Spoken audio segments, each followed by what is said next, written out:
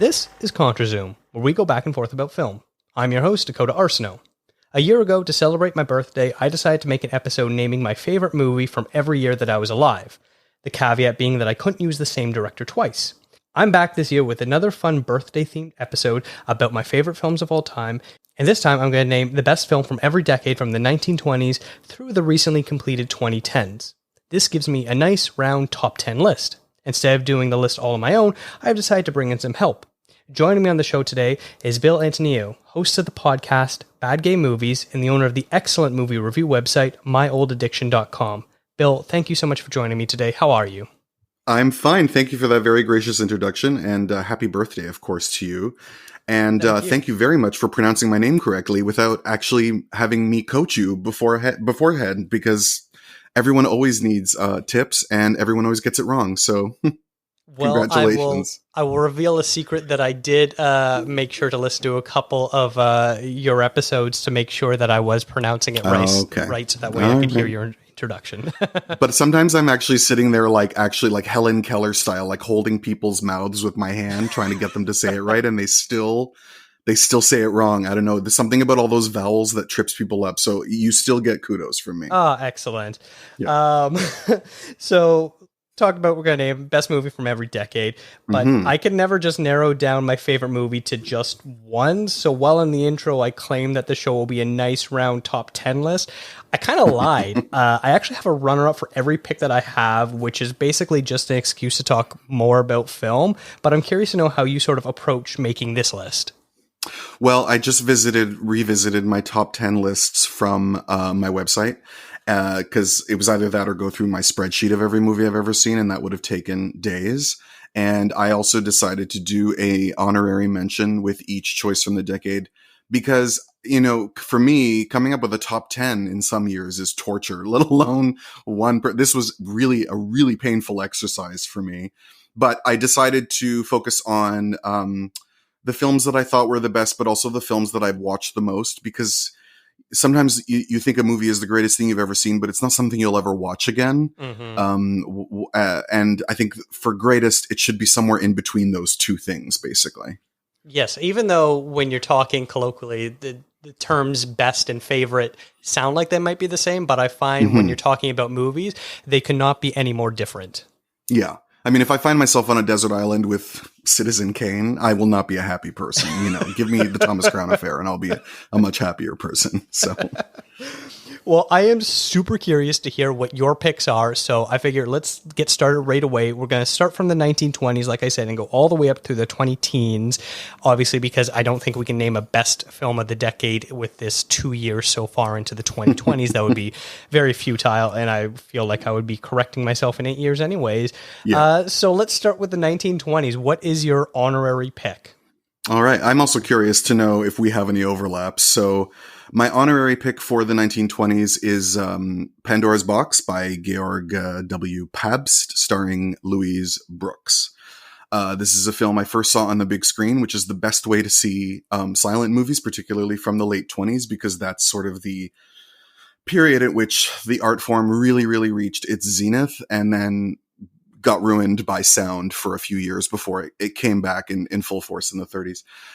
Pandora's Box is a really, really sexy movie, and it's a really dangerous movie. And even in the decades following it, you rarely have a female character who's so complex and fascinating and problematic. And she is punished for it in the narrative, but at the same time, you can tell that the filmmaker admires her for everything that makes her complicated and selfish and gorgeous and all that stuff. I think it's a dazzling movie. I'm actually not familiar with that one at all. Great. So that's going to be one I have to add to my list. But what is your favorite movie then from the 1920s, if it's not Pandora's Box?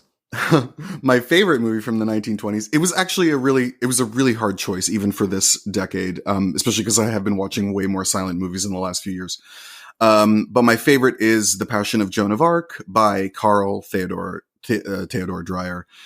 He revolutionized the close-up with this movie in that people feel that obviously it existed. D.W. Griffith had basically made it come into being in The Birth of a Nation, but people feel that Joan of Arc is the movie that really pushes forward the use of the close-up in film, and most of it is in close-ups, and it is Joan of Arc's trial. And the acting is so passionate. Her performance, Falconetti's performance, is so moving in the lead. It's a film you can't help but be overwhelmed by when you watch it. I'm a terrible cinephile that I've also not seen that one, even though I know I really do need to see it. I don't think you're a terrible cinephile. I think you're magnificently younger than me is what you are. And I discovered a lot of these things a lot later because I started going to the Cinematheque here in Toronto. I don't know if you guys have one out there on the West Coast. And that's where I saw a lot of things that would not have come my way just from even renting movies where I was looking for old stuff. So. Mm-hmm. No, that's fair. I do love my old silent movies too, but I know that they can be sometimes a bit tricky to find, and also just the act of sitting down and watching the silent movies can sometimes seem like a bit of a chore, even if in the end they aren't. It truly, it does seem that way. I even myself who watches movies nonstop still find that I have a bit of a block there, and then I get over it. Mm-hmm. It helps that in the last decade or so, maybe more, there's just been so much more of an effort placed in making these films look as good as possible. You know, for a long time, they were always presented at the wrong frame rate in really, really bad quality prints. And people have really gone back and made sure that they are as vibrant as possible. And then we do have people who make an effort to screen them on big screens. In Toronto, we do. I'm sure that they do elsewhere. And so that also helps a lot because the further you go back in film history, the more you are watching movies that were really meant to be seen one way. And it's a really great benefit if you get to see them on a big screen. No argument there. My honorable mention is the Buster Keaton film, The General. So this was his silent caper where it's he's put in charge of a train, but he's there to try to save the woman of his life away from the man who's stolen her. And really, you're watching this movie for the stunts. You watch this movie today and you still are baffled at how he managed to pull off some of the tricks that he was doing and the fact that he was putting his life on the line every single day of his career. And it still looks better than anything Tom Cruise could ever hope to do. It really says a lot. It's very true. This movie made my short list before I finally came down to what I was going to choose. And I think it's brilliant. I haven't seen enough of Buster Keaton's features, but I've seen a few of them. And this is by far the greatest because of his stunts and also just like the editing and the excitement on the train and all. I mean, it's very, very well done. Mm-hmm. And they actually, like, if I'm remembering correctly, bought a train just to completely crash it at the very end of the movie as well and destroyed a bridge. Yeah. Fantastic. Well, this is at the height of his popularity. He's a huge star at this point. This is when he actually filmed all of his dialogue scenes in 3 different languages every day because they were making sure to have, prints for the whole world market. Like this was Buster Keaton at the height of his popularity. Yeah. Yeah. And I think if anyone has a block with watching silent films, this is a perfect introduction. It's something that you can also watch with kids. It's just a really crowd-pleasing type of movie and one that you can't help but be laughing the whole way through, but also feel the emotional connection that Buster Keaton was, I think, superior than his contemporaries of Charlie Chaplin and Harry Lloyd at doing that as well, just because of his very expressive face. Yeah, the face is fantastic. Mm-hmm. But my actual pick is the 1920 German expressionist horror film, The Cabinet of Dr. Caligari. I can't remember the first time I watched this, but this is a movie that still, even today, you watch and you cannot help but see how striking the visuals are. The way the set is constructed, it's like an old, creaky, weathered tree where everything twists and turns and there's shadows painted on the walls and on the floor, and you're watching it. And none of it makes sense in this sort of style. But then you also get this very interesting tale of what is a sort of a proto-zombie, what they call a somnambulist, where he's a sleepwalker who kills people in his sleep. And it's just a very interesting sort of story. And then you find out where by the end, it might not even be real. It might all just be in the heroine's head and all that sort of stuff. It's just a fantastic one. And also some very interesting color going on where they were tinting the film as well, which I really appreciate it. Yeah, believe it or not, I didn't see this movie for the first time until less than a year ago, because I did a column on thatshelf.com about early German Expressionism, the collection on the Criterion Channel. Mm-hmm. And I had read everything that there was to read about this movie. You know, if you ever study film, people mention it all the time because it's considered like the birth of expressionism. But I just never gotten around to actually watching it other than a few clips. So I was quite blown away by it as well. I mean, visually, it's just one of the most incredible things you'll ever see. Absolutely. You also have Conrad Veidt in his like young Twinkie days, you know, like for those of us who know him as a villain in movies like Casablanca, you know, to see him so young and dewy is such a different experience. Mm-hmm. And he's also the main inspiration behind the Joker character from his film The Man Who Laughs. So yes, which is also really good. A very important person in the history of cinema. Mm-hmm. All right, now I think we should move on to the next decade when we start getting into sound. What do you have for your 1930s honorable mention? I have the 1936 screwball comedy classic My Man Godfrey. This is one of my absolute favorite movies of all time. I think this is Carole Lombard's most incredible performance and one of the biggest Oscar robs in history that she didn't win Best Actress because comedy just never gets its due. And it's also, I mean, many of the screwball comedies in the 30s had a lot to say about social politics in the Depression era. And this one is definitely no exception. And it's also really sexy. And it's got great Art Deco style. And it's just so damn funny. That's once again another pick that I have not seen. You're really putting me to shame here. No, not at all. It's great. Then I'm really happy to like spread the gospel. If you haven't seen it, it's an absolute must. Mm-hmm. Yeah, that's definitely another one of those types of movies that you hear a lot about that I definitely just need to sit down and watch. Mm-hmm. What was your actual pick then? My actual pick is a film that hopefully a lot of people know. I discovered it late night on television one night, and I'm so happy I watched it because I've watched it a million times since. And it's a French movie called La Talente by Jean Vigo. He only made this one film before he died of TB. He only made this one feature. He made 3 shorts before it. And he was this very radical political filmmaker who agreed to make this romance because he was just told it was a good idea for his career, and it ended up being the thing he's best remembered for. Simply about a couple who live on a barge and the experiences that they go on and the sexy chemistry between them. And it's just images that feel like they come straight out of a dream. The lead female is played by Dita Parlo, who's probably most famous for her role in Grand Illusion. She's also famous for the fact that Madonna named her character in her sex book, Dita, after Dita Parlo's performance in this movie. Yeah. That's a great little factoid. I didn't know that. Yeah. All right. For me, my runner-up is one that I feel isn't really talked about a lot, despite the fact that it's a Best Picture winner, and that's You Can't Take It With You, the Frank Capra film. Nice. Where most people prefer It's a Wonderful Life or have only seen that.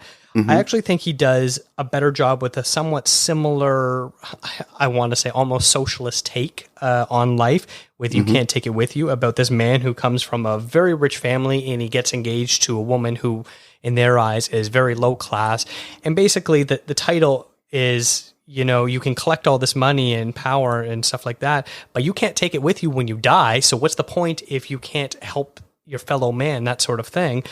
And it just was a movie that really sort of resonated with me, and not really something you saw a lot from mainstream films back in that era. And it stars James Stewart as he is in It's a Wonderful Life as well, but it also has some really great performances by people like Lionel Barrymore and Jean Arthur. So I'm a big fan of this one. Is this one that you'd seen? Yes, I haven't seen it since I was a teenager, I think, when I first started getting into quote-unquote old movies. Well, it's from the 30s. I guess it's an old movie either way. I wasn't born back then. But I haven't seen it in a long time. I've never been a huge fan of It's a Wonderful Life. And I think, and I do remember You Can't Take It With You rather well, in that it's more cynical in its take on you know, again, social politics, particularly because of the play that it's based on. You know, all these 30s movies are based on plays by guys who would later be brought up by the HUAC as communists. So you can see their ideology already brewing in the scripts that in the 30s films, even though they try to soften the politics from the original plays, but it's still there. So Yeah, and this is one where I think that they did a fairly good job of not really softening it. Most of Yeah. the time, when you had these future blackballed writers, their politics were so subversive in the point where you could almost not really notice them if you weren't looking for them. Yeah. Whereas this movie, I think, really does wear its politics on its sleeve. Yeah. It helps that America also wasn't quite as paranoid in the late 30s as they would be later. I mean, Americans saw Russians as a friendly ally at the beginning of the war, right? So that all changes much later. But my actual pick is the 1931 thriller from Fritz Lang called M. This was one of my first introductions to German cinema, to world cinema, and it just absolutely sort of blew my mind. You know, throughout this movie, they whistle in the Hall of the Mountain King, which has become my favorite classical composition, due mostly to this, and also used in a movie in The Social Network as well, and in countless other movies. But this is a dark movie. This is about a man who kidnaps and murders children, but it's presented in a way where you almost sympathize with the killer himself, who's played by the excellent Peter Lorre back in his native Germany before he transitioned over to Hollywood as he was escaping the Nazis.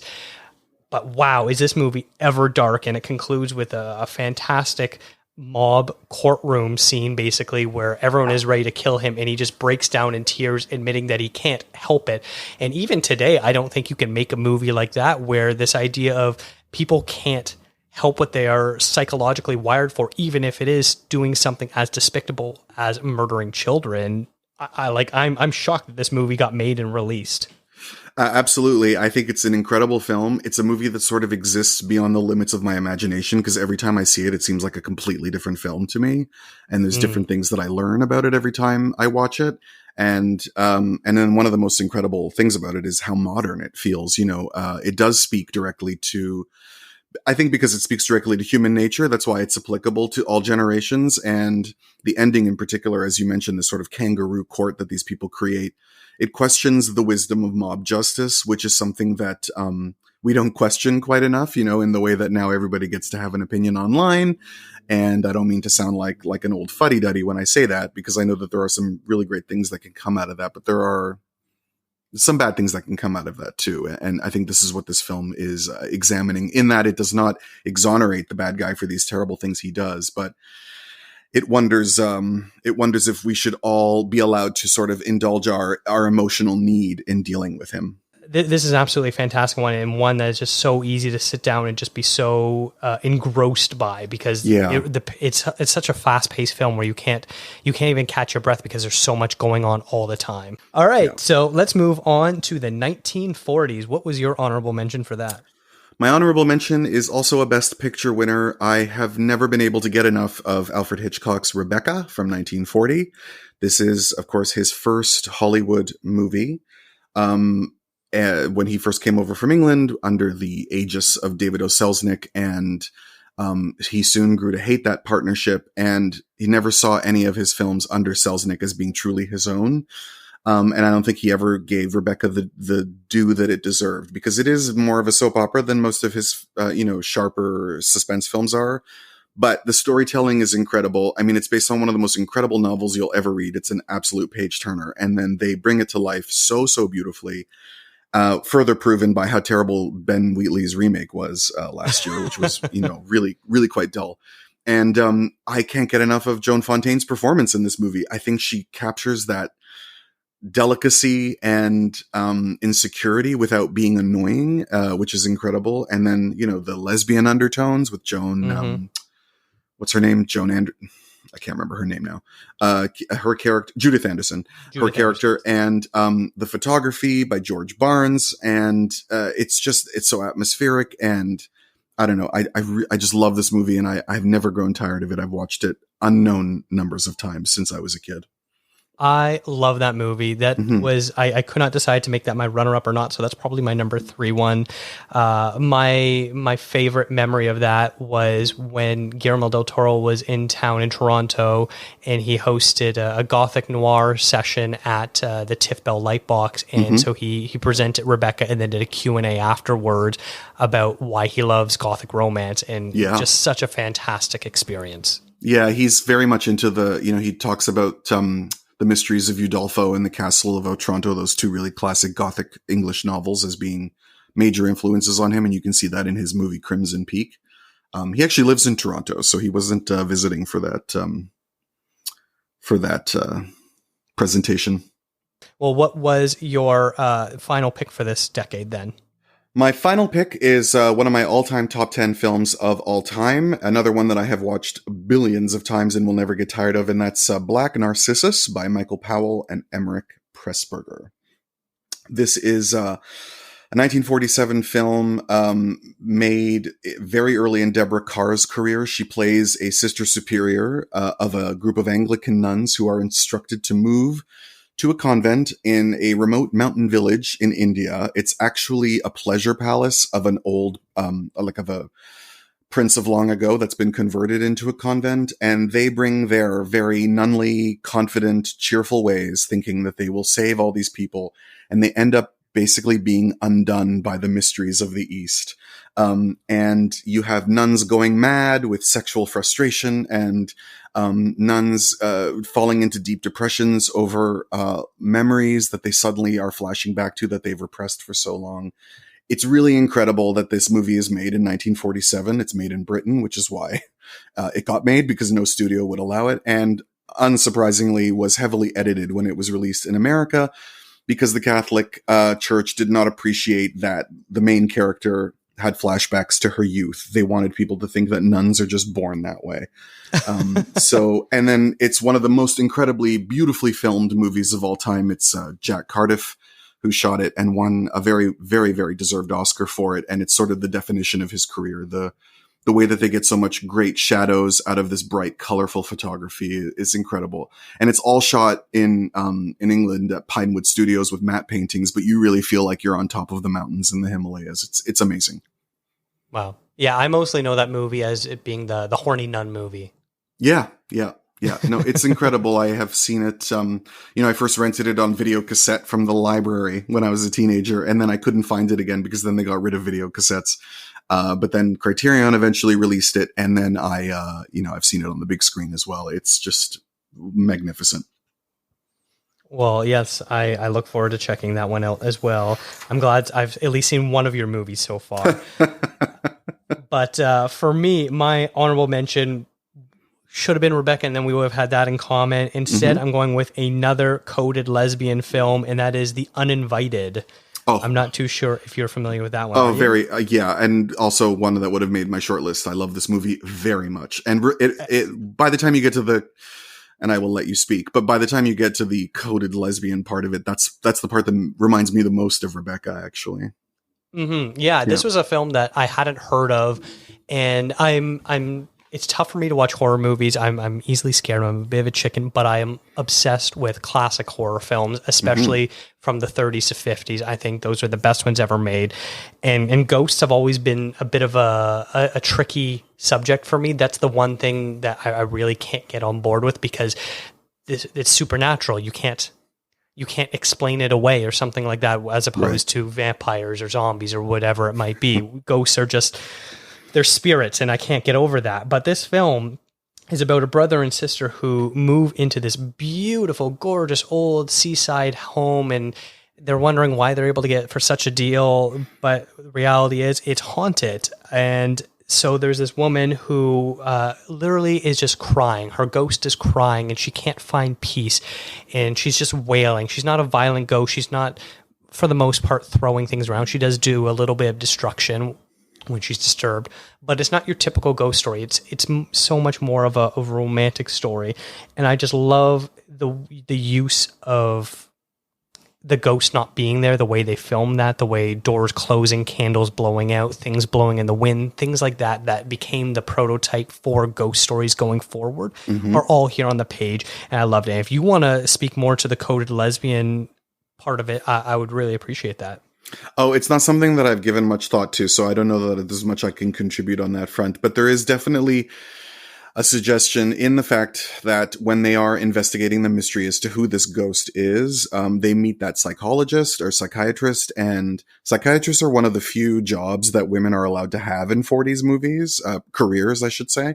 And she's presented in a way that can be very easily interpreted as being a lesbian. And then she has this sort of obsession with the dead woman as well, that, it would remind people of Rebecca, and therefore makes that suggestion. But then of course the movie just gets back to, what it's really about, which is actually like the mother-daughter story, and who's the mother and who's the stepmother and who's attacking whom. The first time I saw this, my blood went cold. The first time you hear the crying at night, I thought it was so scary. I was really shocked because I consider myself pretty impervious to that stuff, but it actually really freaked me out. Yeah, the soundtrack and the use of music is so powerful in this, and then all of a sudden it gets dead quiet, and it's just this subtle, slow building up of a wailing, and then it's full force, and it seems like it's coming from every direction in the house after it starts of being in just one corner of a room, and it just spreads everywhere, and it's very overwhelming. Yeah. But my actual pick goes for the 1940 film The Great Dictator. I previously was talking about a Buster Keaton movie, and now I'm going to talk about a Charlie Chaplin movie. Very good choice. A movie that he has...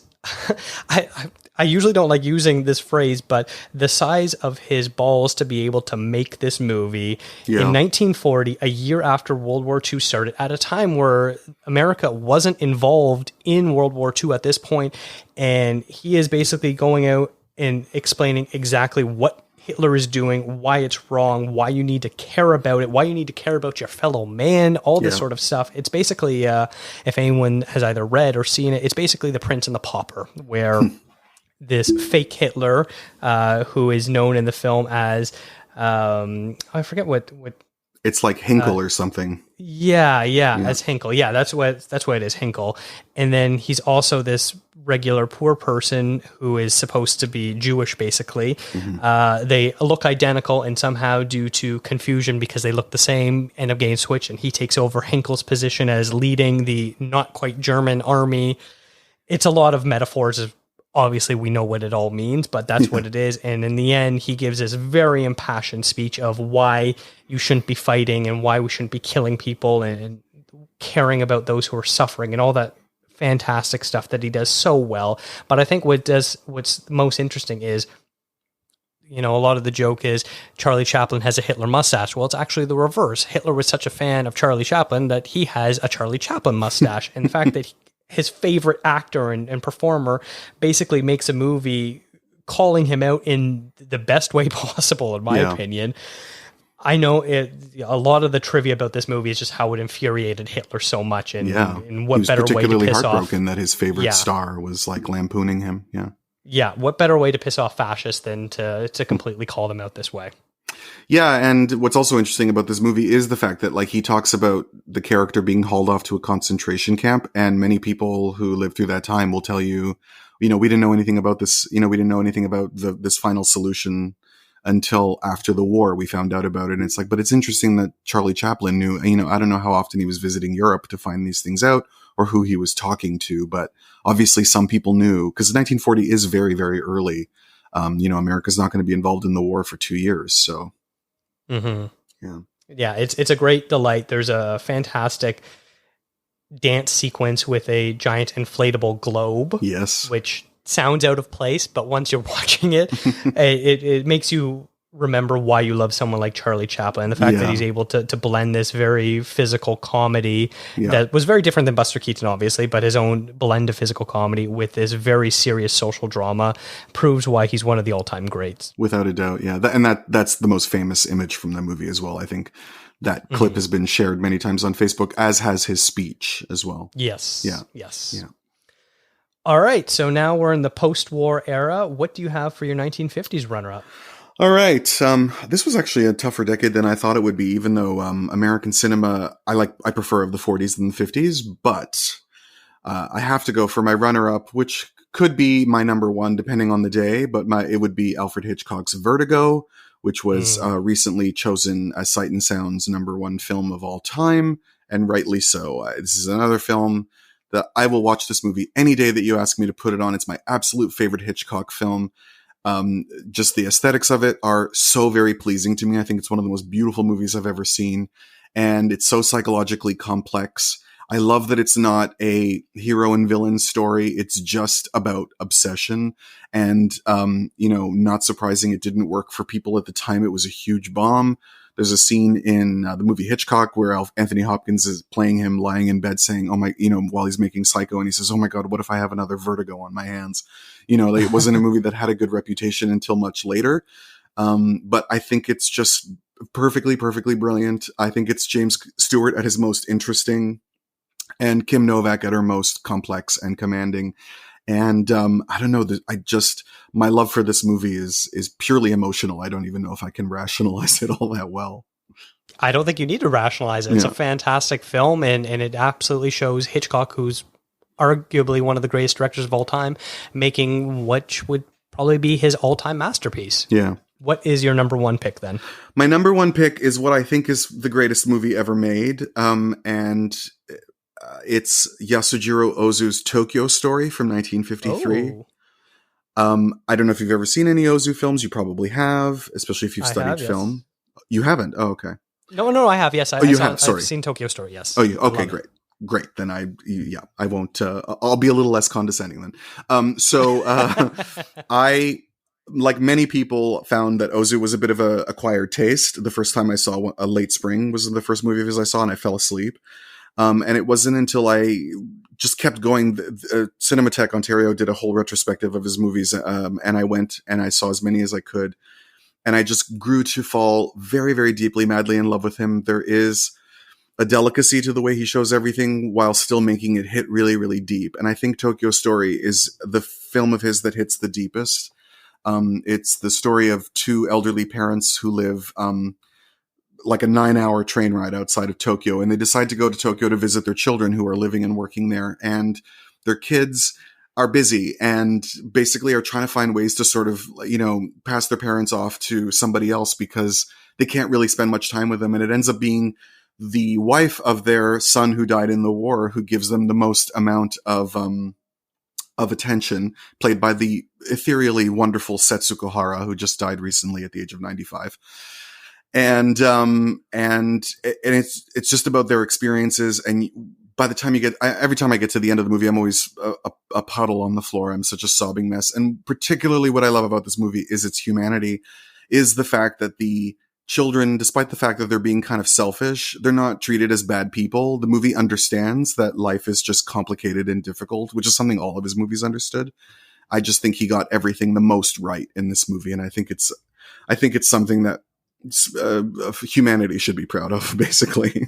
Mm-hmm. Yeah. There's a few really heartbreaking sequences in this. I think of particular one when the parents get sent off to the vacation resort. Devastating. Because the kids don't know what else to do with them, and they think that they'll enjoy being at a resort, and this older married couple just is not having any sort of fun whatsoever, despite the fact that everyone around them is having the time of their lives. Yeah, without a doubt. I mean, it's incredible. And the fact that that whole sequence is so beautiful too, like they're by the sea and it looks so gorgeous, but they're not having a good time, but they're also making the most of it. Like they're not actually complaining, and that's almost more heartbreaking.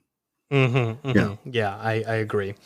Well, I think the 50s was, in my opinion, probably the best decade for world cinema. Yes. Both of my picks are non-English films, and the fact that also one of yours is a non-English film as well, that speaks to the power of it. And I'm going to continue the trend with it with another Japanese film, but mine is going to be Seven Samurai, the Akira Kurosawa film. I only saw this for the first time a few years ago, mostly because of its reputation, that it's, one of the greatest films ever made, especially from Japan, but also that it can be a bit dense and a little hard to get into at times. And it's got a 3-hour runtime, which can be very discouraging for people the first time. Yeah. But I watched it, and I can't believe it took me so long to watch it. This might be one of the best action films ever made, much like I was talking about the general with the sequences in that. The fight sequences in this, especially the final battle when they're in the rain and everything is muddy and disgusting and there's horses flying every which direction. But Kurosawa never lets you forget where characters are, what the positions are for each one, who is winning, who is losing, who's alive, who is dead. You can capture all of that. despite the fact that there's so much chaos going around. Yeah. And it's also, it's called Seven Samurai because there's 7 main characters in this. I don't think I've seen a movie with an ensemble cast like this where you get so much backstory, both told and untold, in a cast that size. It's phenomenal what Kurosawa was able to do. Yeah, and it speaks to the star quality of Toshiro Mifune that he still manages to sort of rise above them all anyway. He's so charismatic. Mm-hmm. Yeah, it's a great movie. I mean, I think it's actually almost 4 hours long. It's really long. And so it's not one that you can easily throw on. But I have seen it about 4 times or something. I don't know. And it never really diminishes in my mind either. And it's a movie that my mom watched the entire thing of. My mom, who hates reading subtitles. She just had to find out that the villagers were going to be okay. And she sat there for 4 hours watching the entire thing. Yeah. So that I'll never forget that. That always impressed me.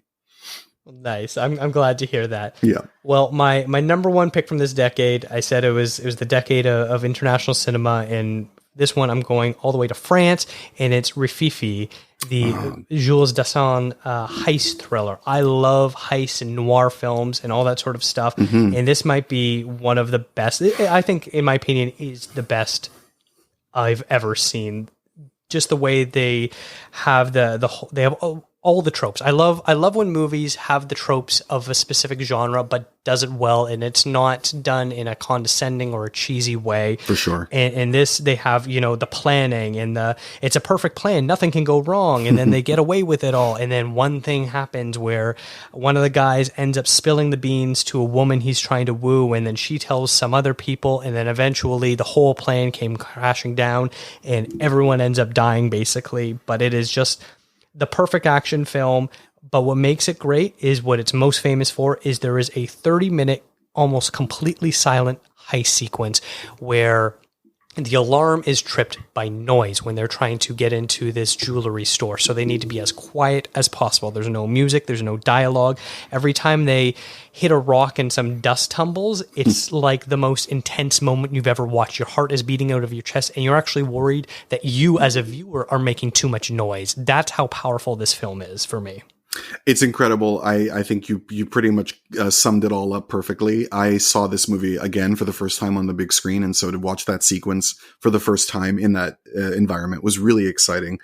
And then there's that there's like that car chase at the end, where he's been shot, so you don't know if he's going to crash the car with the kid in it, and the kid doesn't know he's having like the time of his life. And my friend beside me almost had a heart attack and died during that scene. We were all so very tense. And then I saw my aunt. My aunt was visiting us from Greece that summer, and I met her, downtown after we saw that film. And I said, "Oh, we just saw Rififi." And she says, "Oh my God, I saw that movie in 1955." And then she described the entire movie to me like it made such an impression on her that she remembered the whole thing. Particularly, she's like, and then there's that half an hour sequence that's wordless and soundless, and so yeah, it was very, very, very, very successful at its time. It is the reason why heist movies became very popular afterwards. Yeah, I'm guessing no one was eating popcorn during that sequence when you saw it in theaters. Probably not. Yeah, I wonder, but yeah, probably not. And he won Best Director at the Cannes Film Festival for that, and I'm gonna guess that a lot of it had to do with that sequence as well. Okay, so now we're into the New Hollywood decade, which is the 1960s. Yeah. What is your honorary pick? Well, New Hollywood, I think, as being the late 60s. The early 60s to me is like for me, my favorite period of like European cinema in particular. I think the 60s is the golden age of Italian movies. So one of my films will be European, but my runner-up is actually an American film with a very European bent. And it's the greatest Hitchcock movie that Hitchcock did not make, which is Charade by Stanley Donen, starring Audrey Hepburn and Cary Grant. Maybe this movie is not everyone's cup of tea. Maybe not everyone thinks this movie is greatness, but it's also on my top 10 of all time. I've never gotten enough of this movie. I think it's perfect from beginning to end. She plays a woman whose husband has died. She comes home from vacation and finds out her husband's been murdered, and that there are a bunch of guys who are looking for a stash of money that he apparently stole that he was supposed to share with them. And now they expect her to produce this money, and they're going to kill her if she doesn't. And Cary Grant plays a character whose identity keeps changing because she never really knows exactly who he is because his story keeps changing, and she doesn't know who to trust. And there's a lot of really scary, tense moments in this movie. There's also a lot of really, really great comedy, and it blends perfectly together. It's written by Peter Stone, who won an Oscar the year after this for a movie called Father Goose, which is not nearly as good as this film. This is what he should have won a writing Oscar for, because I think the script is perfect.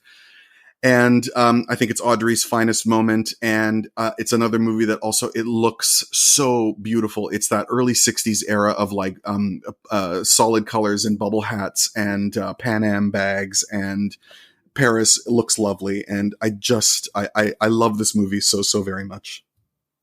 That's one where I like it, but I don't love it. I find the comedic aspects don't fully work for me. Interesting.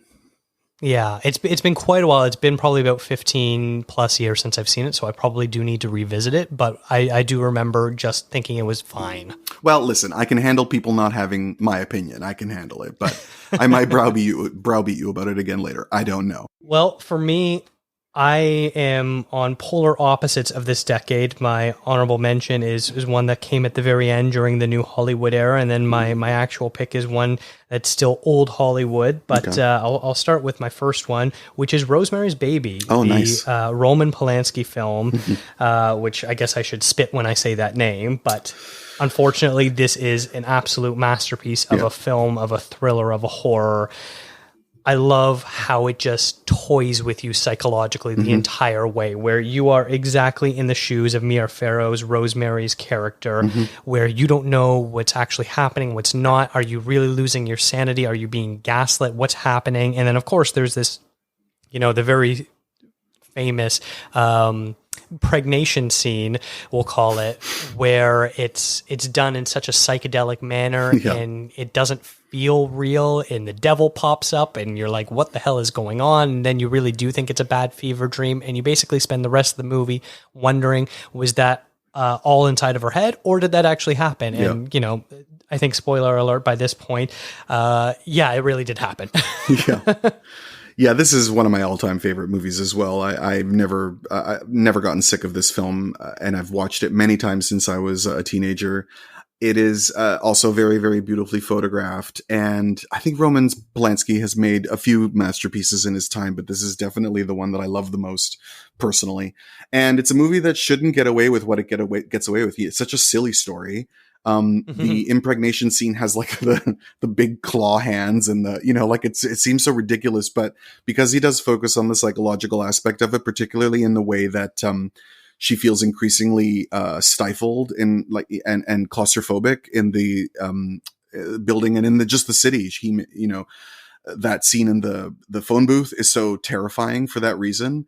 Polanski is the master of atmosphere. He can make something feel so otherworldly in very, very subtle and undetectable ways. And this is a movie that really, really benefits a great deal from that. Well, my number one pick for this decade is going all the way back to 1960, and that is Billy Wilder's The Apartment, a movie that I believe is the greatest all-time Best Picture winner. Right. Which I know is a very contentious thing to say to some people. No, I would have it in like my top 3, if not the number 1. Oh, so yeah. Good. Excellent. I'm glad you agree with this. This is another movie, kind of like your pick Charade, where it really does a great job blending comedy and drama. It's often called a comedy, but about 3/4 of this way through this movie, if you're still laughing at that point, you have some serious issues going on. Yeah. Because this movie gets really dark really quickly once you get to about the halfway point where you're basically dealing with suicide for the last half hour, 45 minutes and talking about that aspect.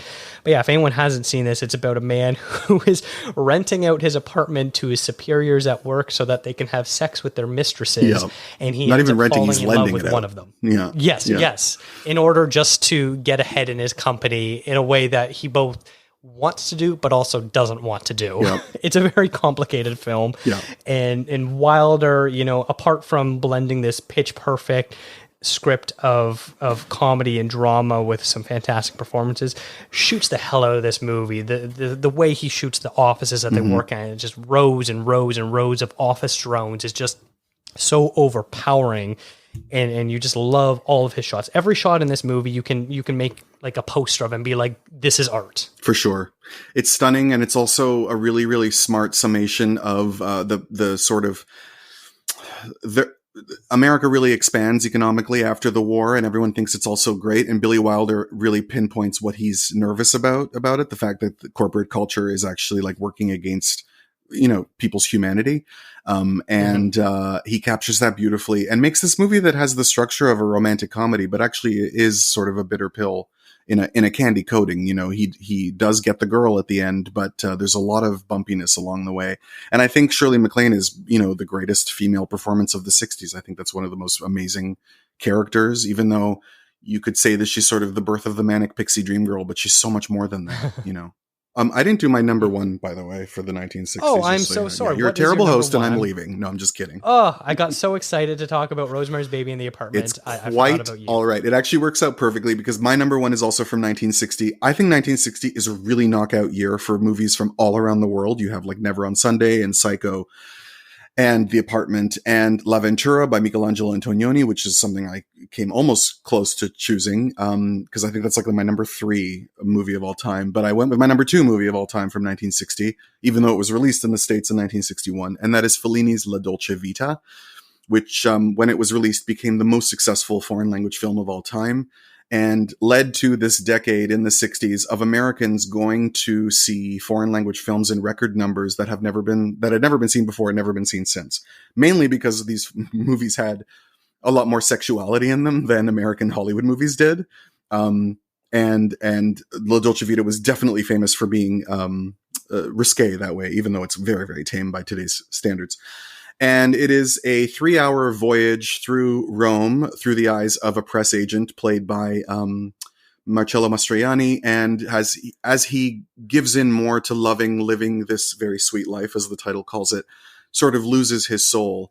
It's a movie that has a lot to say about sort of celebrity culture, celebrity obsession in a way that no one was talking about yet. And also about like, real art versus sort of promotion and glamour and publicity. It's stunning to look at. It's really, really dark and cynical. And for a lot of people, they really get tired of it by the end because it's very long. But I always feel like that's kind of the point, is that you're supposed to feel his soullessness along with him. And it's my absolute favorite Fellini film. And I just think it's really, really incredible. And to me, still feels very modern in many ways. Unfortunately, the only Fellini film I've seen is Nights of Cabiria. Oh, you're missing out. Yeah, I love Nights of Cabiria a lot. That's his greatest sort of early period film. But Dolce Vita is my favorite. 8.5 is a real, that's a real cinephile cornerstone. And Satyricon is really great too. So yeah, definitely watch more of his stuff. You would definitely like it. Excellent. Well, I'll let you speak again. We're now going into the 1970s, fully into the new Hollywood era. But what is your runner-up? Well, the 70s is when American cinema really, really hits quite a fascinating stride. And in many ways, there's a lot better stuff coming out of the States than there is from the rest of the world, which is the opposite for me in the 60s. My runner-up is a movie that I think is just incredible. I love political thrillers, and one of my favorites is The China Syndrome from 1979 by the late, great James Bridges. This is a film produced by Michael Douglas and co-starring him and starring Jane Fonda in one of my favorite performances of hers, and Jack Lemmon winning Best Actor at the Cannes Film Festival for this. And she plays a sort of soft news reporter who's covering like new animals at the zoo, and then is sent on a routine assignment to cover the opening of a nuclear power plant, and just happens to be there when what she believes is an accident happens. And the powers that be try to cover it up and make it seem like everything's okay. But she decides to do some more digging, and partly out of concern for, the public interest, and partly because it's going to be really great for her career as well. And the movie is beautifully honest about both. And at the time was very much helped at the box office because the accident at 3 Mile Island happened like 2 weeks after the movie opened, and then the theaters were full. So I think it's just one of when people talk about the great American movies of the 70s, this is one of the ones that my mind goes to immediately. That's one where I've seen the last 30 minutes or so. Oh. I arrived to my in-laws' house and they were watching it. And I was like, all right, well, I'll watch the rest of this movie with you guys. Don't know what's happening, but I'll enjoy it. So I've seen like the final confrontation, basically. Yeah, no, I mean, good ending, but you got to see the whole thing. It's so good. Mm-hmm. Yeah. All right. Well, then what is your number one pick then? My number one film is, I should stop saying it. This is a real favorite of mine. I'm picking the best movie of the decade. Of course it's a favorite of mine. Wow. You can It better be. Yeah, you can tell I don't do this a lot. My favorite Robert Altman film is Nashville from 1975. This is him, reaching the height of his powers. He first broke through with MASH in 1970.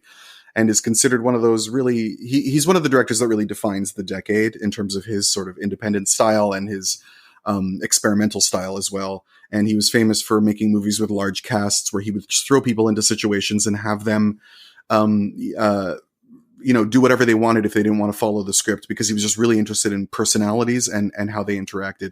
And Nashville for me is my favorite of all of these experiments. Maybe Shortcuts and The Player are better films, but I just really love this movie.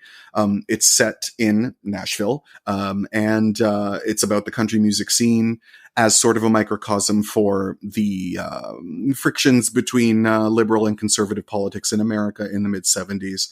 And the cast is amazing. Lily Tomlin is at her finest in this film. She doesn't have that many moments in it, but every time she's on screen, you cannot take your eyes away from her.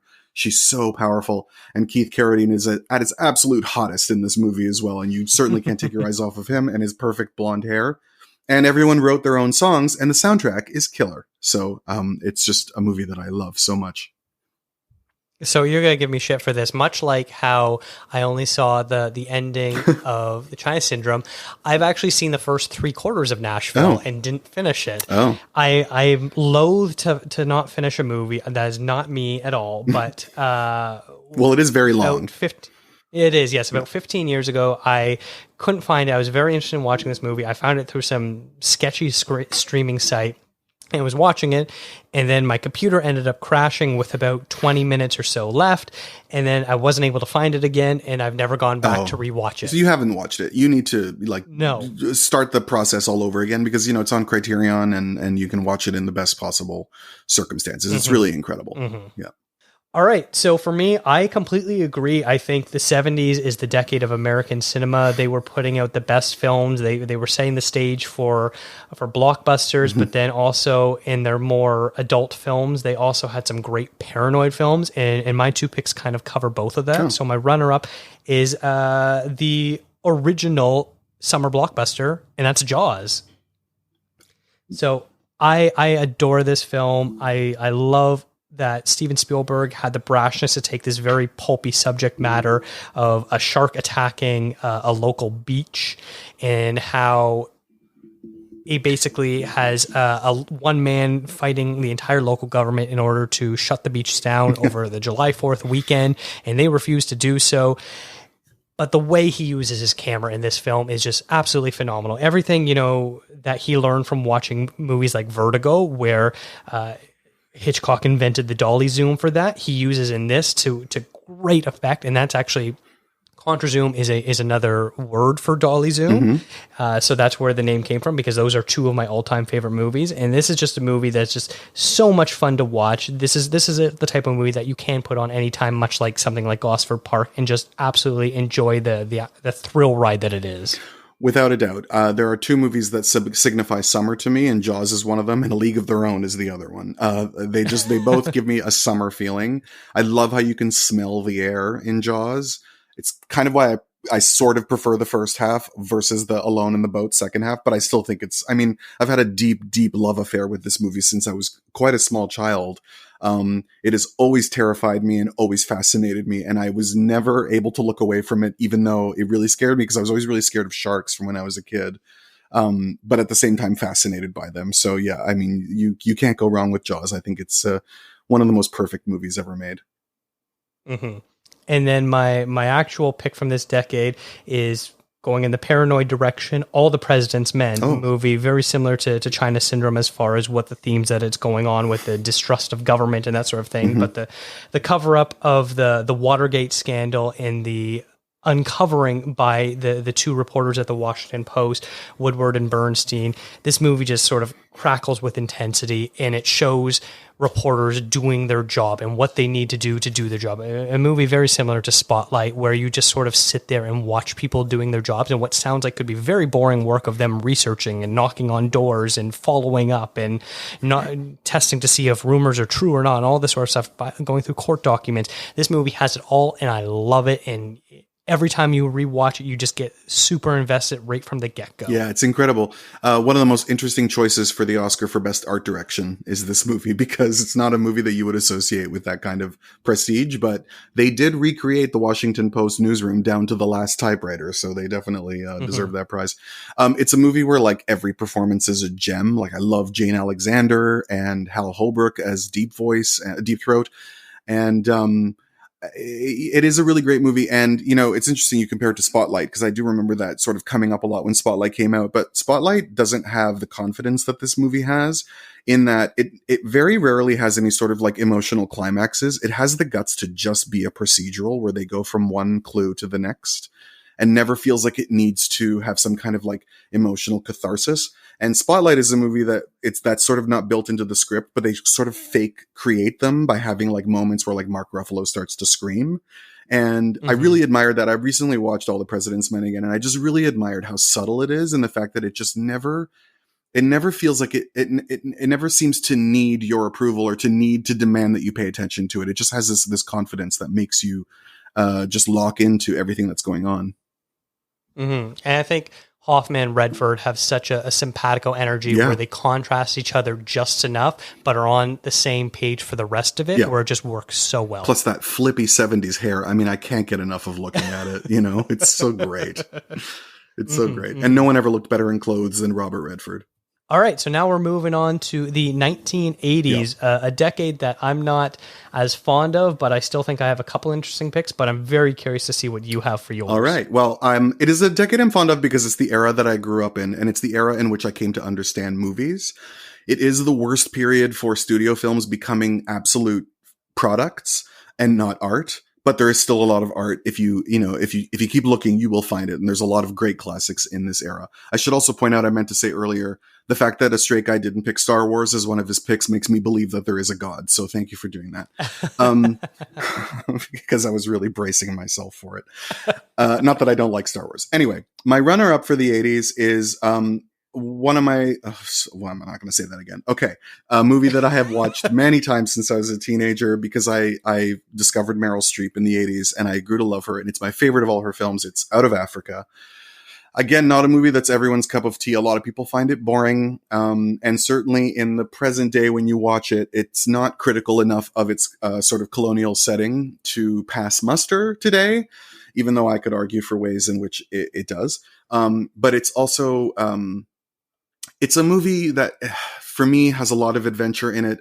The romance and this intelligent story of this woman basically being put to this challenge of running a farm by herself in Africa, despite the fact that that's not what she really went out there for. And in case anyone's never seen it, it's about the author Isaac Dennison, who wrote Babette's Feast, and her real name was Karen Blixen. She went out to marry the Baron Blixen in Kenya, and they basically split up almost as soon as she gets there, and she runs the farm on her own and falls in love with Robert Redford, who's playing a guy who in real life was British and bald, but who cares? It's the movies. And I have never found it too long. I find every sequence of it fascinating. I think it's incredible on its aesthetics, the cinematography, the sound design, everything, the costumes. It's just marvelous, and it's a movie that I will happily rewatch many more times for the rest of my life. Well, you're gonna hate me. It's one that I really don't care for at all. I'm not a big. I'm in the minority on this one, so I'm not too shocked. Okay. Yeah, I'm not super big into romance films to begin with. I need a very certain romance film to really get me on board, and I just found that one to be a little too sappy for me. Interesting. Which I would sort of describe all of the 80s as that, though. Sure. Yeah, sure. No, I could see that, yeah. Well, then what is your pick of the decade? My number one film, as I said earlier, I have loved political thrillers since I was a kid. I don't know why. maybe because like one of my secret fantasy lives was to be like a war correspondent, and it's not something that I ever pursued. And I think the greatest of them is Missing by Costa Gavras from 1982 with Jack Lemmon, again winning Best Actor at Cannes, and Sissy Spacek. It's based on the true story of Charlie. They call him Horman in the film. I can't remember what the real name was. But he and his wife lived in Chile. He was arrested, disappeared, never heard from again.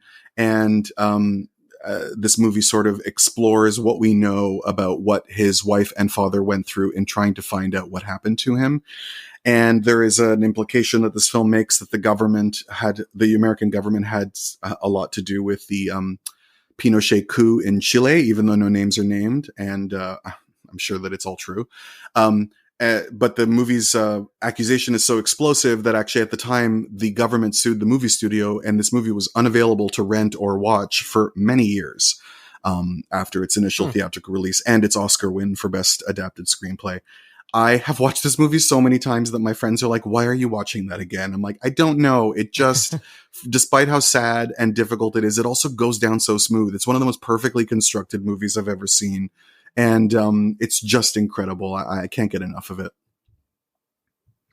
That's one I'm not even familiar with. So you're introducing another new one to me. Great.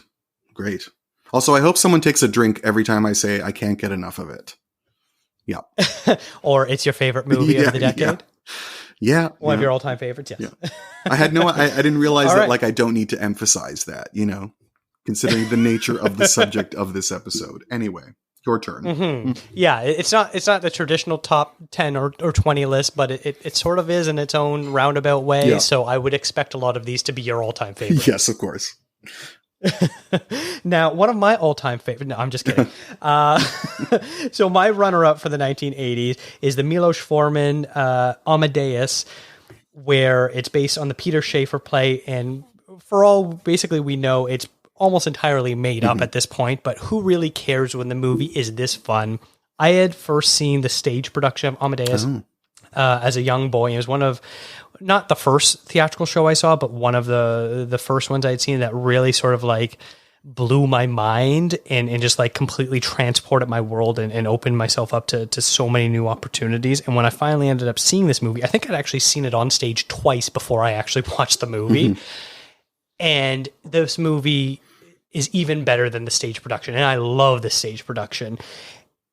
Every scene, you've got this bombast. Everything is so colorful and so much fun and loud and in your face and brash, and it doesn't care. And that's just where all the fun sort of comes from. This delicious rivalry between Amadeus and Salieri, and between Tom Hulce and F. Murray Abraham, the two of them butting heads, while at the same time having this grudging respect for each other, and to the point where Amadeus doesn't even realize it's a rivalry as well. And then, of course, the final scene where Amadeus is dictating his final opera on his deathbed, and Salieri is like writing it all down, and he's explaining all the music notes, and it just comes alive to you, and then suddenly the music actually starts playing, and it's just one of my favorite all-time moments in movie history. Interesting.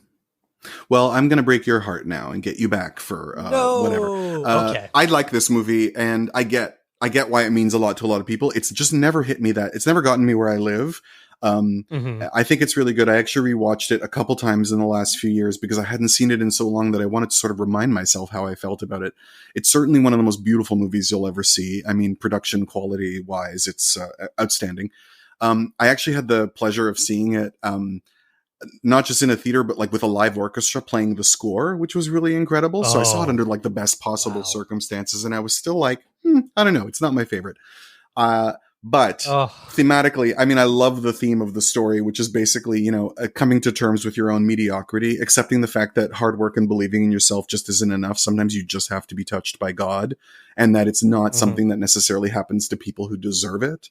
And aside from how I feel about the movie, I think F. Murray Abraham's performance in this film is just one of the most brilliant performances ever put on film. His facial reactions to things, I mean, that sort of angry grin that he can do so beautifully, I could just watch that for hours. I think he's just magnificent.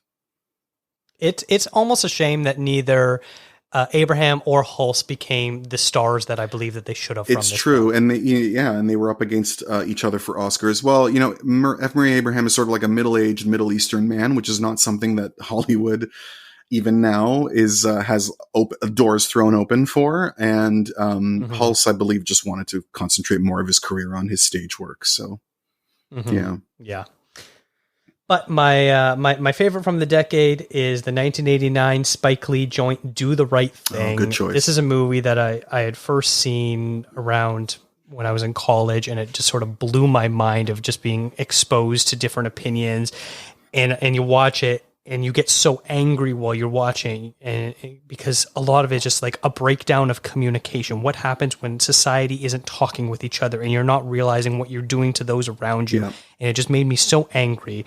And then I revisited it last year after the murder of George Floyd. And I was like, was this movie literally made in the days after that? Because nothing has changed in America, North America as a whole, the society, the treatment of Black people, people of color, and everything that they were saying in 1989 is even more relevant today. Yeah. And it just blows my mind that Spike Lee was able to have that foresight of, hey, all the shit that we've been dealing with for hundreds of years, well, it's going to keep going unless we address it. Otherwise, you're going to get a garbage can through your pizza window. Yeah, it's a really, really brilliant movie, and it's probably like my number 3 for this decade. So, really, really good choice. I think it's really valuable in that you have someone who's from that world telling the story about this world. And so you have a lot of, the serious topic being talked about in this really explosive manner, but you also have a lot of humor. And even though it has a really realistic tone, it also has this very expressive, almost expressionistic visual style in the way that, the bright reds and the fact that like he makes Bed-Stuy like a world out of a dream almost, and that it actually could be a beautiful place. If it wasn't for the problems that, as you say, is from like this lack of communication between people and stuff. It's a balance that he gets so right in this film. And I feel like he's been trying so hard to get it just as right in all of his subsequent films, and some of them have come really close, but I don't think he's ever made anything to outdo this one. Yeah, I've recently been doing a bit of a deeper dive on some of his lesser talked about films. I don't want to say lesser known, but lesser talked about films. And while he doesn't hit the same highs that he does and Do the Right Thing, his ability to be so prescient with his themes and his writing, I think, have always been consistently well executed. Yeah, he's so beautifully expressive, he just doesn't, he has people talk the way they talk. He doesn't try to make it something more polite or something that he doesn't worry about things going down easily for audiences. It's really exciting. Now, and I don't know if anyone else is following Spike Lee on Twitter, but he is currently the president of the jury of Cannes Film Festival that's going on right now. And he is just absolutely loving his life. And I am all for it. Yeah, he's having a great time. I mean, Cannes is the dream. That's like on my bucket list would be to be on the jury at the Cannes Film Festival. So, right? Yeah, absolutely. Every movie lover's dream. And Spike, for all of his cynicism, is probably, one of the ultimate movie lovers. Oh, yeah, absolutely. And knows what he's talking about, too. All right, so now we are on to the 1990s. All right. What is your runner-up film? The 90s is a very happy time in my life. I was a happy young man going to the movies all the time. And my runner-up is one of my favorite movies. Again, all right, let's just... I need to be attached to electrodes every time I say that. Okay. A movie that I did not expect to love as much as I did, and it's James Ellroy's Curtis Hanson's L.A. Confidential, based on the novel by James Ellroy. This is one of the most exciting and exquisite examples of adaptation. This is a book that, to be adapted properly, would need a 15-day miniseries, and they managed to cut it down to the bare bones of the plot. It's still a richer plot than any other movie made in like 20 years before or since. And it's still really dense and fascinating and so perfectly constructed. Every character is fascinating. The way that it shows the gorgeous era of early 50s Hollywood, while also in like sort of deliciously indulging in the seedy underbelly of it at the same time. The magnificent performance by Kim Basinger, winning an Oscar in a very, very small role that I think just adds the perfect touch to the otherwise mostly male ensemble of these incredible actors like the late Kevin Spacey, which I think this is his best performance, Russell Crowe and Guy Pearce and James Cromwell and all these people, and the soundtrack and everything. I think it's such an incredibly exciting movie. I absolutely adore this movie and was very close to being my runner-up as well. I'm so happy you're talking about this. It's funny. I was actually just reading an article last night about the rise of neo-noirs in the 90s and 2000s and how the co-writer of LA Confidential a couple years ago pitched to Warner's a sequel that would take place 20 years in the future, so in the 1970s, and Russell Crowe and Guy Pearce would be returning along with Chadwick Boseman in it, and Warner's turned them down. Oh, interesting. Well, this movie was a tough one to sell. You know, when it came out, it bombed very badly. I didn't even see it. Like, no one was interested in seeing it. And it's not until it became at the end of 1997, all the critics lists came out. Everyone had it as their number one, like every single person, and every critics group gave it Best Picture. And then Titanic, you know, obviously took the Oscar. But that's when I was like, oh, I should go see this. And I grabbed my best friend, and then we went and saw it 3 times in a row. Like and it's all we could talk about for months, you know. All right. So what is the number one movie of the 90s for you? The number one movie is actually probably the most important movie in my life. So when I was 14, I went and saw Howard's End just because a magazine article said, it's hardly playing anywhere. Go see it if it's in your city, because you're lucky. And I'm like, okay, I'm susceptible that way. And before that, you know, my favorite movies were like Dick Tracy and Batman. And after that, it sort of was the entranceway to my being interested in more than just American studio filmmaking. Not that I shit on that, but, and it just changed my life as a moviegoer completely. And it is the movie that I have seen the most amount of times in my entire life and have never gotten sick of. And, so it's Howard's End by James Ivory. It's about, Edwardian England, where these, 2 sisters are at the center of this multi-character plot, in which the author, E.M. Forster, basically anticipates the social changes following World War I and World War II, of the rise of the middle class, basically. And as embodied by these 2 middle-class sisters, their encounters with a poor clerk, and then their encounters with a rich billionaire. And Emma Thompson gives one of the most fascinating acting performances you'll ever see. She won every award for Best Actress that year. And I've been her biggest fan ever since. I've learned a lot as an actor from her performance in this movie, in the way she's so good at listening on camera and reacting to things. And, the way she just seems so naturally in the setting of it. And her character is so fascinating because she is this sort of, she wants to do right by everybody, and she sort of has faith in everybody that they'll do the right thing. And then she's sort of, she's blindsided, and realizes, how do I not give things away? Anyway, she comes to understand that things aren't the way she thought they would be, just by her having the best possible intentions, basically. It's funny. So I learned about you and your work from your appearances on Best Actress podcast. Oh yes, Kyle. Yeah. And yes. And so my knowledge of Howard's End is Kyle incessantly making fun of that movie by doing his Howard's End joke. Oh, we've had a lot of conversations about that. Yeah. Yeah. He's not a huge fan. So that is my reference point for that movie. Well, then you got to watch it. I mean, I doubt that you'll have the same reaction that I did, because you're not 14 and it's not like your first, classic movie, but I mean, hopefully you like it. I think it's the best that Merchant Ivory ever did. And I really have seen it more times than any other film in my life. And I've never, ever, ever gotten sick of it. Yeah. Wow. Okay. Well, that's high praise.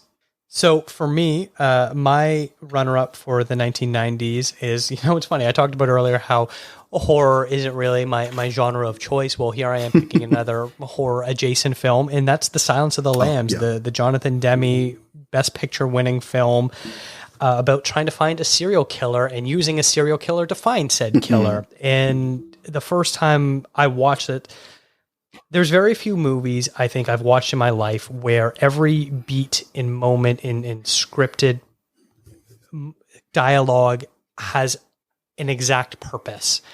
And this is one of the few movies where every single point of the movie serves the larger purpose of the story. There is not a single moment wasted. And I love that. And I think also what's so interesting is I don't think a straight man has ever directed a film that can understand what it's like, from what I can know also as a straight man, what it's like to be a straight woman in a man's world as well. And, you know, there's several scenes where I think of, there's a scene at the funeral of one of the victims, and Jodie Foster walks into the room, and literally all the men turn and look at the camera, all the cops, and it's just so uncomfortable to watch that moment. And you can just absolutely understand what she's feeling, both as a woman in her profession of being, trying to be an investigator, and everything that else that's going on subtext wise. This movie works so well. And of course, the very thrilling final sequence as well. Yeah, I would probably have this as like number 3 on mine. I mean, I have seen this movie almost as many times as I've seen Howard's End. I've watched it many times. I think it's, as you say, absolutely perfect. And I recently, they did like a series of horror movies at Cinematheque a couple years ago, and they played it, and I hadn't seen it in a while. So a good friend of mine and I went, and we were like, wow, it's still so good. It hasn't aged at all. Like it's just so perfect. And to have someone like Jonathan Demme, who makes these usually much warmer, funnier movies like Married to the Mob and Something Wild, and then he does a horror movie, and you're like, how could this possibly be appropriate for him? But he is a very humane filmmaker, and his focus is on Clarice's character sort of being like the one moral light in this very, very dark world. And I think, and also her relationship with Hannibal Lecter is sort of a love story under very perverse circumstances, which I find fascinating. And yeah, I think it's beyond an incredible movie. I think it's so good. But my favorite of this decade is probably the most recent film I've watched on this entire list. And much like your excellent noir pick in LA Confidential, I'm going with another noir film in Devil in a Blue Dress, the Carl Franklin film that stars Denzel Washington. I never heard of this movie until last year, where I was just looking up. I was like, what are some good noir movies that I haven't seen yet? And this one popped up on a couple articles that I was reading. I was like, yeah, I'll check this out. I like Denzel Washington. And I was just absolutely blown away by this film. The fact that it handles the politics of the era so delicately, of a black man in a white man's world, and how he needs to tread carefully. You know, he's this tough investigator, but then all of a sudden he's reminded very abruptly that he's in a white man's world, and suddenly everything becomes way more difficult for him, and he cannot use his brashness or his strength or anything like that. He needs to think his way out of a situation so that way he can get out alive. It also includes probably one of the greatest all-time breakout performances, and that's Don Cheadle in just an absolutely over-the-top berserk performance of just so much energy that I've never seen him duplicate since then, and I'd love to see him to do something like that again. Yeah, I didn't actually see this movie until a couple of years ago, but I do remember when it came out, because it didn't get a lot of wide play, but there was a lot of acclaim, and there was a lot of buzz about Don Cheadle getting an Oscar nomination for it as well, which didn't end up happening, but you know, it did lead to the magnificent career that we know him for. And it's up there. It's, for me, it's like close to LA Confidential in that it's a similar world. It's a similar story. And it's also like this beautiful, I love when you feel like you fall down a rabbit hole in a mystery story like this. And that's definitely the case here. And, you know, Denzel at his best, looking his best. And Carl Franklin, the director, he's made so many great movies. You know, he did One True Thing with Meryl Streep, and he did Out of Time, I think it's called, also with Denzel Washington. That's a really good movie. He's a really great director. So I like that movie a lot. I think that's a really great choice. And it's a real shame that we did not get the franchise that they were hoping that this would spawn, because they did leave the movie a little open-ended to set up more stories with this Easy Rollins character. Yeah, because it's based on like a series of books. And Denzel really wanted to do it, and they just couldn't. All right, so now we're getting closer to the end of the episode. We're now in the 2000s. So what is your runner-up for that decade? Well, you know, my runner-up and first are interchangeable in this year, but for the sake of argument, I will say that my runner-up, they're both from the same year as well. My runner-up is my favorite movie by Pedro Almodovar, who's one of my all-time favorite filmmakers, certainly probably my favorite living filmmaker, and his 2002 film Talk to Her, for which he won a Best Original Screenplay Oscar. This is certainly his most acclaimed film. I think it was actually the most acclaimed film of its year. And is this really fascinating story about the friendship between these two men. One of them is a caretaker at a home for coma patients. The other one meets him because he's there visiting his girlfriend who's in a coma. And it basically goes on from there. It's about obsession, but it's also about passion. It's deeply problematic. It certainly would be seen so now, in that one of the characters is a rapist, and he's treated like a very sympathetic human being without his activity being in any way exonerated or excused. And then it's also a movie about art. You know, there's the inclusion of ballet and silent cinema, the wonderful sequence of the tiny man climbing into the giant vagina, and and music and so many other things. And I think it's just pure poetry. And I've never, again, watched it many, many times. I love anything Almodovar, even when he's not good, but I think this is him at his finest. Almodovar is also a bit of a blind spot for me. I've only seen All About My Mother. Yes. I mean, that's another favorite. I've only seen All About My Brother and Pain and Glory. Pain and Glory is really good too. That's his best in a long time. I'm kind of excited that you haven't seen more. I mean, you're in for a wonderful. I mean, he's another one where he loves to reference movies in his own really wonderfully, beautifully expressive way, and he can combine genres like nobody's business. You know, he can make a movie that has some really, really crazy, outrageous comedy and still break your heart, and also make it a thriller. You know, like his command of story structure is really quite impressive. His movies are always told in these very, very small arcs. So the first time you watch them, you don't always know where you are in the movie. In some of the cases, they're over, and I'm like, oh, are we there? You know, like I was just watching, like I was just paying attention. You know, and I think I think he's just marvelous. Well, what is your number one for the number decade, one then? is a movie that I think is just incredible. I never, again, didn't expect it to be so great. And that's Far From Heaven by Todd Haynes. When I first read that he was making a film that was a tribute to Douglas Sirk, I thought, oh God, this is going to be terrible, even though I like Todd Haynes. But, you know, tribute movies are always very gimmicky to me, movies that sort of take place in the world of a different kind of movie. But what he actually does in this film is retell Douglas Sirk's All That Heaven Allows, which would have been like my number 3 for the 50s, in this newer story set in the same period, using the stylistics of a Douglas Sirk film to talk about American society, community thinking, and progress as well, in the story of Julianne Moore as a Connecticut housewife who basically lives to serve her husband. She finds out that he's been stepping out on her with men in the big city. And then she develops a friendship with her black gardener, played by Dennis Haysbert, that sort of sets the neighborhood on its ear. And it's a movie that has so many wonderfully perfect little moments, you know, that part where he grabs her arm and she just says, "You're so beautiful." Or when at the end, when she tells him we could go somewhere else and no one would know us there. And, you know, I think this is Julianne's finest moment as an actress. I love Nicole so much, but I wish Julianne had won the Oscar for Best Actress for this film. I think it's incredible. So funny story about that film is I had picked it up at, I think like an HMV or something back when they would do like their 4 movies for $20 sales, and had it sitting on my shelf for years and years and years and years and years. And I never ended up watching it. And I was downsizing my movie collection and ended up getting rid of it. I've never actually seen it. I mean, yeah, you gotta. It's so good. It's so good. And the thing that made me laugh about it, I watched it with my mom once, and my mom grew up in the era of the movies that it is emulating. So she didn't actually take it in any way ironically. She actually responded to it as a serious movie because, you know, she, as a kid, she watched things like Written on the Wind, and those were movies to her. You know, she didn't see the extra layer, which I thought was really interesting. All right. Well, my runner-up for the 2000s is my favorite Christopher Nolan movie, The Prestige. Oh.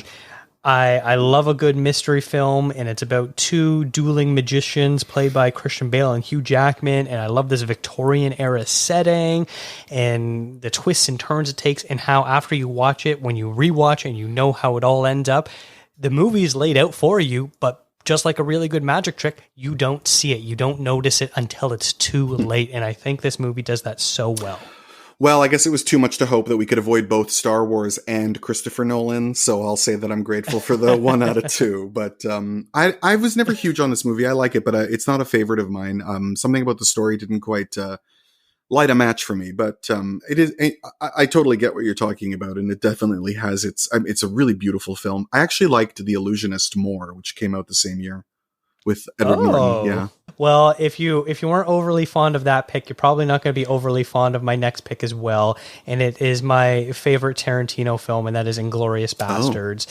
I like how history altering he has become in recent years, and this idea of what would happen if you have an all Jewish troop that decides to go kill Hitler and they actually are able to do it. Yeah. And it's bloody and gory and disgusting and a ton of fun. And I love the fact that Christoph Waltz speaks 4 different languages and does it all magnificently throughout the film. One of the best villain performances I've ever seen. And just the whole nature of it's done in chapters where it feels so novelesque. Like, I really adore this movie, and it is my favorite Tarantino, and I am a big fan of Tarantino. So if you do want to tisk me a little bit for this pick, I will understand. No, not at all. I never think I like Tarantino because I never identify with his like most vocal fans. But every time I sit down to one of his movies, I'm always like, oh, I actually really loved that. And for some reason, I missed the boat on Inglorious Basterds. It's not my favorite of his. I like, as in terms of history revisionism, I found Django Unchained much more captivating. And I don't know why, because on paper, Inglorious Basterds has everything about it that I should love. And for some reason, it just didn't light a fire inside of me. But, whatever. I still think it's a very good choice. And I do like him a lot. Well, we're at our last decade, and so I am very excited to hear what your last 2 picks are. Well, my runner-up is the, I believe, 2014, I have notes in front of me, and yet I'm still asking, 2016 film, Toni Erdmann by Maren Ada, a German filmmaker who's, I think, only made like 3 or 4 features. When this played at the Cannes Film Festival, every single critic, especially at The Guardian, because I was listening to their podcast, they would not stop raving about this movie. It didn't end up winning any of the awards. Most of the movies that did win awards were shat on, and all the critics agreed that Toni Erdmann was the best film out of the festival. So I couldn't wait to see it. It came to TIFF. I went to see it with my friend Dave. My friend Dave is my best movie friend. He never, he's as grumpy as I am, and he could not stop laughing for the whole 2 hours and 40 minutes of this entire movie.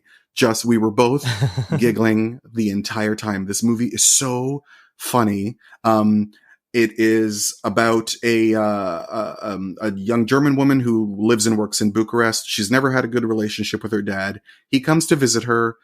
She's trying to be all professional, building the new economic union with her company. And he loves playing practical jokes and undercutting her. And she's resisting his trying to basically remind her of her funner self. And that's just the whole movie. It's one brilliant setup after another of these crazy circumstances that these two find themselves in that get crazier and crazier. There's like a naked party scene, and there's like, there's that giant Bulgarian costume that he wears at the end. I sound like I'm insane describing this movie, but it has everything under control and keeps everything at a perfect pitch the entire time. There's never a downtime for me in this movie. It's just 2 hours and 40 minutes straight of brilliance.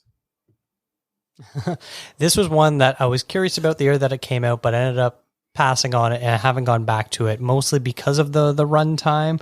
But it is one that I'm curious about, but I don't know if I'll ever sit down. I hope you do. It was definitely my number 1 film of the year. It lost the Oscar to The Salesman by Asghar Farhadi, which I also really liked. But it's a great movie.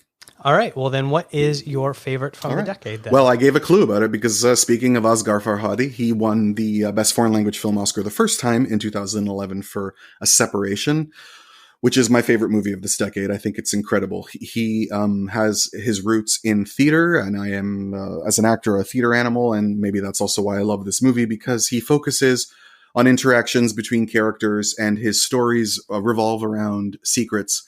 But he does it in this really compelling way that does feel cinematic. And in this case, it's a story involving 4 characters, basically 2 couples.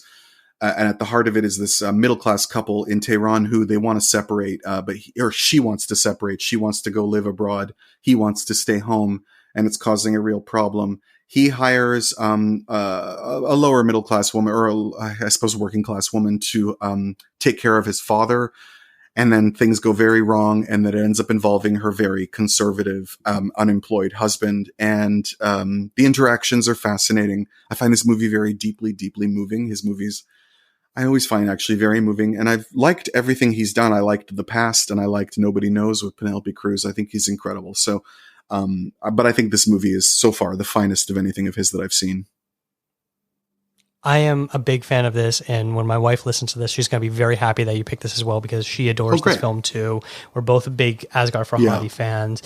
So yeah, I love this movie. It's so subtle and quiet and intimate, and you don't know what kind of is going to hit you over the head until that last final heartbreaking scene where they go to find out whether or not where the daughter wants to live with, and where they want to go with that. And it just breaks your heart, and it doesn't give you the resolution you want. I'm not going to really spoil the ending here, but what you're hoping for, it doesn't give it to you. And Farhadi is all the better for doing his that. endings I always find really fascinating. The ending of the movie The Past with the tear running down the comatose patient's face, that blew my mind. I haven't stopped thinking about it since. I think he's just amazing. Mm-hmm. I get excited every time I know he's making something new. Yes, and I believe he actually has something coming out this year as well, so very excited. Yeah, and I recently made a group of people watch Nobody Knows, and they all really liked it, which I'm glad, because it's not even his best, but I still think it's really good. Yeah, I do need to catch up with that one. I imagine that's probably a bit more of an accessible one due to the fact that it's Penelope Cruz and Javier Bardem, yes, right? Although it is in Spanish, and it's on Netflix, so it's definitely accessible.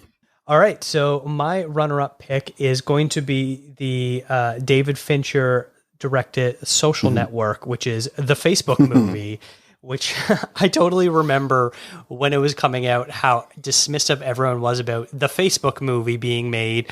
And when I finally watched it in theaters, it could not be farther from the truth. The fact that this is more a story about friendship and business and how they don't always intertwine together. And plus, it might have one of the finest scripts of all time, written by Aaron Sorkin, just sizzling. That opening sequence where it's Jesse Eisenberg and Rooney Mara in a bar, and they're just going back and forth, which I believe it was something like 20 or 30 pages of dialogue, but it ends up being like less than a 10-minute scene just because of how quickly they're talking. Just blows my mind every time I watch it. And I mentioned earlier in M talking about In the Hall of the Mountain King, the regatta scene, when they have that set to that.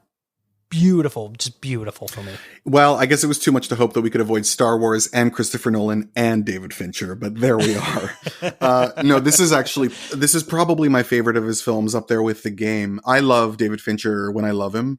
And the rest of the time, I don't really care. I'm not one of those people who's thrills at everything he does. I know a lot of guys love Zodiac. I find that movie really boring. And I think Fight Club is really entertaining and really, really unimportant. The Social Network is really, really good. It is, like you said, the script is amazing. There's always a period of time in the year where you're getting to September, October, and nothing has really stood out. And you're like, well, I guess this isn't going to be a great year. And then there's always the first movie of award season that sort of switches the plot for you and makes you really excited. And I remember feeling that way about this movie when I saw it. I'm like, oh, there are going to be great movies this year, and it was, from the opening scene, I remember being there's an energy that movie ramps up immediately and it never lets go of. It is really well done. And like you said, it's also about American capitalism as well, and the American dream, and the fact that people want to believe in this possibility of us all to achieve so much, but we don't want anyone else to do it. If anyone else does it, we have to tear it down, but we want to be able to have access to it. And while I think it has Jesse Eisenberg's finest acting performance to date, I think more the supporting cast is what really makes this movie absolutely sing, with Andrew Garfield and Justin Timberlake putting in the best work of his life, and Rooney Mara and he who should not be named again, doing the late two roles at once. What's his name? Armie Hammer. I forgot his name. That's how good I am. So at sad that he people. died. Yeah, I mean, and I didn't know that he wasn't twins when I watched that movie. It's pulled off so well technically, but also his performance as well. It's incredible. He was never that interesting ever again. All right, and then my number one, which you might also give me a bit of crap for being a basic straight boy, because it makes you laugh, so I have to do it. Yeah. It's Paul Thomas Anderson's The Master, which I think is the pinnacle of his filmography, the pinnacle of Philip Seymour Hoffman, the pinnacle of Joaquin Phoenix, and just the two of them going toe-to-toe in some of the greatest acting performances I've ever seen, especially the very first auditing scene that they do on the boat. The two of them just very intense close-up shots held for very long, and letting them just do what they do best. And I love this. And as someone that went to acting school, so much of this movie reminds me of the different exercises that you do in acting school. And so I just love it. No shame at all. I really love this movie. I really love Paul Thomas Anderson a lot. And I grow to love him more and more as time goes on. If I was going to pick a favorite from this decade, I would have a hard time choosing between this and Phantom Thread, because I really love that film a lot as well. Oh, that's my second favorite. And that was definitely my favorite movie of its year. The Master, I don't remember if it was like my number one that year, but it was certainly in the top 5. And I think it's another movie that grabs me immediately from the beginning. It's so elegant, but also moody and disturbing. You know, the opening shots of, I think you like opening shots of the sea, and the way the sequences move, you know, that John Steinbeck period where he's like running through the patch of lettuce or whatever, and then and where he ends up. I think it's also Amy Adams' finest moment. I think that of all the Oscar nominations she's received, this is the one that she was most robbed for, and that the one that she definitely should have won. But Anne Hathaway got beaten up and was crying, so I guess she deserved to win. I think The Master, I think that's a really, really, I think you're back on top in terms of my opinion of you with this choice. I think you did really well. Phew. Okay, good. And I'm all here for the Les Mis shade as well. I actually like that movie more than most people did, but I didn't understand why anyone would need an Oscar for anything they did in that film. But that's just me. Yeah, that movie just did absolutely nothing for me. Yeah. Well, that was a ton of fun. I really enjoyed going over that. You introduced a whole bunch of movies that I've not seen, some I haven't even heard of, so I'm gonna have to go back and do a ton of homework now. Well, it was an absolute pleasure. Thank you very much for having me on. I had a really good time, and as I predicted, I blathered on for too long, and your episode is far too long. Well, that's all right. It's quality content. Bill, I want to know, where can listeners find more of you and your work? Oh, thank you. My blog at myolladdiction.com. The plan is to have a new movie review every day. I've kept it up for, as of today, 1,075 days. Wow. Let's see how long I can keep that going. And then you can find me on Instagram at Bil Antoniou. Bill is with one L. And I'm not on Twitter except through my podcast. I have a comedy podcast called Bad Gay Movies, where me and two very good friends go through very bad gay movies every 3 weeks. And you can find us on Instagram and Twitter as well. You are an excellent follow on Instagram. I love how this past year you've been doing all the polls of all the different Oscar winners for the different categories. It's been a ton of fun doing that. Good. It's how I'm passing the time in lockdown and finding out how many bad opinions some people have of certain things. I mean, you don't want Mary Poppins to win Best Visual Effects. What do you think is better? I don't know. And I do enjoy how every once in a while you have to reiterate that it's about the actual award that's being won for that specific category, not your overall thoughts on the movie. Well, there's a point where like no one's voting for Braveheart to win Best Makeup, and I'm like, guys, the makeup department does not deserve to be punished because you found out later that Mel Gibson's an asshole. That's not how this works. Yes.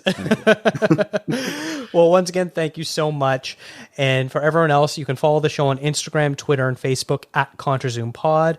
And let me know what your favorite movies of the decades are. Let us know if we had any good picks or bad picks. Send an email to ContraZoomPod@gmail.com. Thank you to Eric and Kevin Smale for the theme music, and to Stephanie Pryor for the logo design.